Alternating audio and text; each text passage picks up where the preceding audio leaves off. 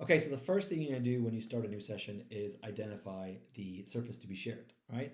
And you'll notice that as soon as I click start share the board now, the auto finder attempted to do just that. So to give the auto finder the best possible chance of identifying a surface properly, make sure that it can see the entire surface you're hoping to share. So in this case, you'll see there's a whiteboard behind me, and most of it is visible, right? Part of it is sort of blocked by my person here, but most of it is visible. And as a result, the auto finder did a decent job of finding it. You also saw that as I was moving around, obstructing different parts of the board behind me, it is making adjustments to try to find where that board actually is. This will continue to happen essentially until you tell the auto finder to stop looking.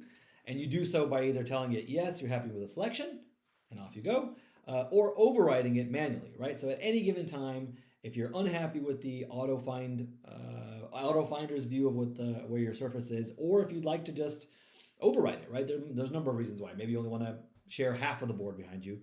Just click set it manually and adjust this work area either by moving the sides or moving the corners around till they match the surface that you're hoping to share.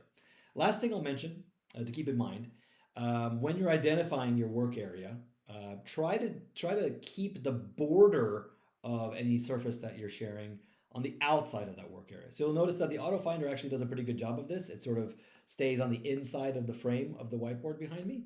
And the reason it does that is if you were actually to include the frame itself, sometimes this point where the frame meets the whiteboard could be detected as content.